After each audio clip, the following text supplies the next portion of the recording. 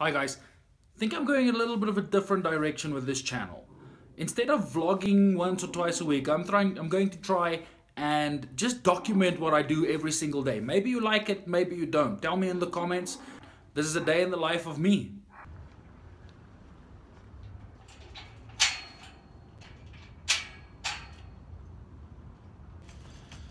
Off to work, slightly late. Zandy told me there's a lot of traffic, so hopefully I'll be on time.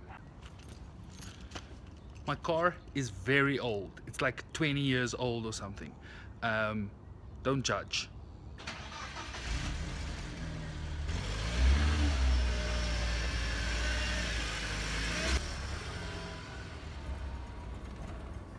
Let's hope I'm on time.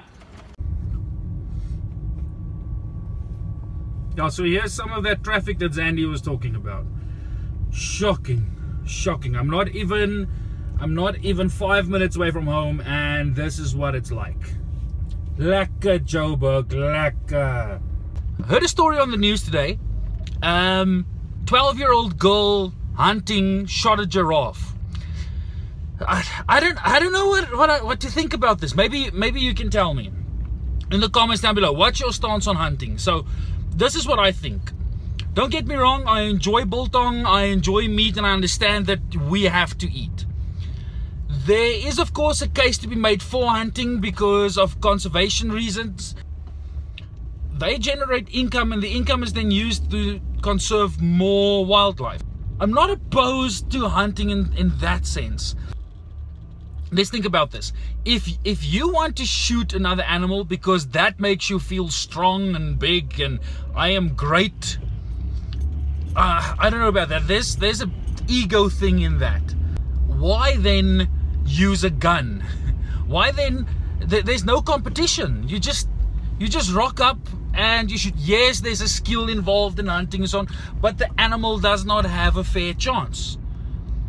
Go out with a knife in your hand, and when the giraffe is close by, jump on its back, slaughter the throat. No, I don't know. That's probably, yeah. Don't do that. But if you do that, then at least you did something.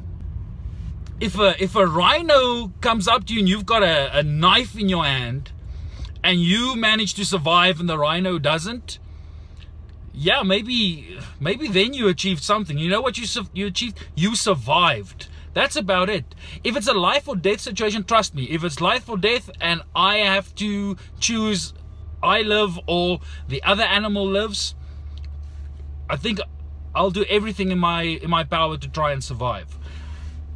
But geez, people just shooting and then posing afterwards like, yo, look what I've done. And then it's a 12-year-old girl. Wow. What's the argument there? Should she be allowed to hunt?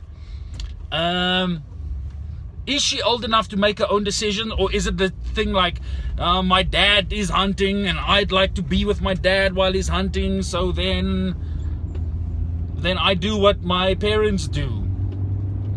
Is she old enough to make her own decision? And yo, if you've got a 12-year-old daughter, would you allow her to go on a hunt with you and then shoot and actually kill an animal? Yes, I don't. Same thing, even if it's a 12-year-old boy, I don't think there's a difference in the gender argument here. Just, is the child old enough to make its own decision? So, is hunting a sport or not? And I just heard a very interesting comment on the radio about the same story. If it's a sport is something where both like opponents or both people or everybody involved know that they are involved. So does the game know that they're playing the game? But then there's another argument to be made. Yeah, but survival of the fittest, humans are at the top of the food chain, we have got the technology, so, but then with great power comes great responsibility. Yo, this is such a difficult and contentious issue. But the matter at hand is the fact that, is the child old enough to make their own decisions? Oh, and then you can take that much further than just hunting. You can take it to driving, the clothes that they wear, the gender that people assign to children, not the sex, the gender, because sex is male, female, your biological, but gender is what you identify with.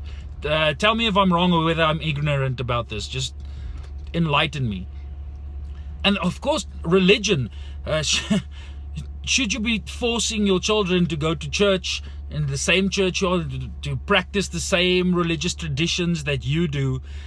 Or would you allow them to make up their own mind when they're old enough? But then that's the question. When are they old enough? I think it's going to be an interesting time if I ever become a parent. To all the teachers out there, this is an immaculate teaching opportunity. It's something that's relevant in the news, and it's something that you can use. Whether you're an English teacher, whether you're a life skills teacher, life orientation, biology, science, it doesn't matter what subject you're teaching. It's such a relevant issue to bring up in your classroom. So definitely make sure that somewhere today or in the week that you at least just spend 10 minutes just gauging what the learners think about this. I think you'll have such a good experience in your classroom if you bring this subject matter up. Children will love this, because especially if they're around the age of the little girl that shot the giraffe. In science, there's this responsibility between science and the society. See if you can incorporate, because in this case, it's science, it's technology, it's and it's the influence between what we as people do with science and technology in the environment. If you have included this in a lesson during this week, just let me know about it. It'll be let's share the experience. It'll actually be so cool to know what happened in the classroom. Looks like the August winds are taking their toll.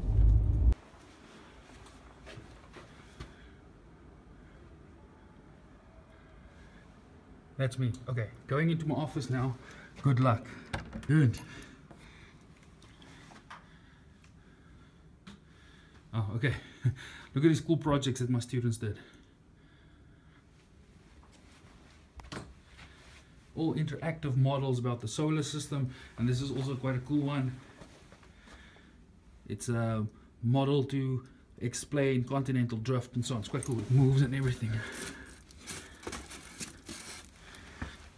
And even that.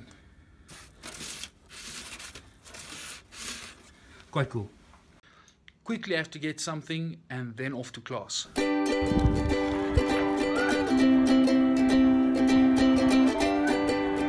All my students waiting outside the class, getting ready to go in.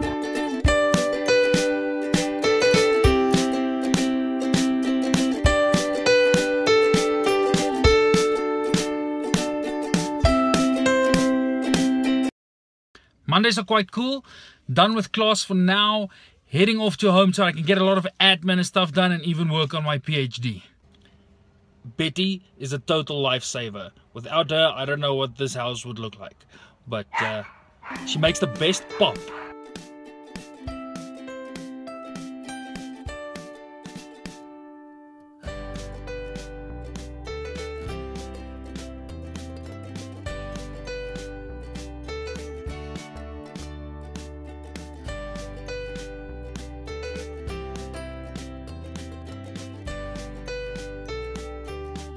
This is Obi. He went to the vet 2 weeks ago to get fixed.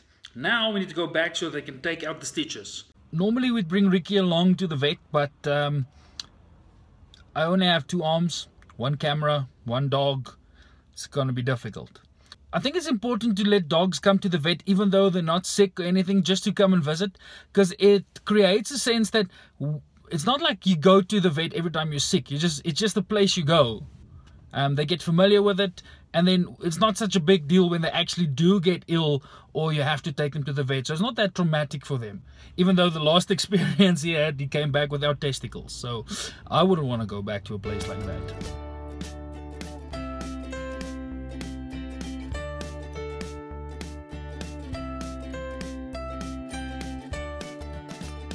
Yeah, so the vet's happy, everything is good, stitches are out. Obi is awesome. The rest of the day is most likely going to be very uneventful. I've got a lot of work that needs to get done. Mondays are cool, but the rest of the week is crazy. Tuesdays is lesson planning with my students. Wednesday is meetings and class. Thursday, class.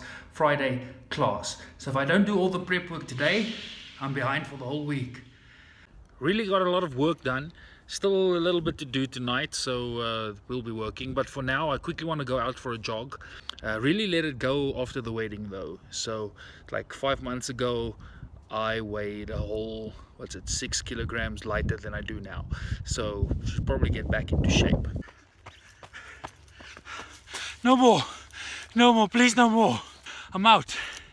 So unfit, absolutely unfit. No way I can be this unfit. Beautiful scenery though, but I didn't see any of it. All I could see was blood in my eyes, because damn it, I tasted it in my mouth.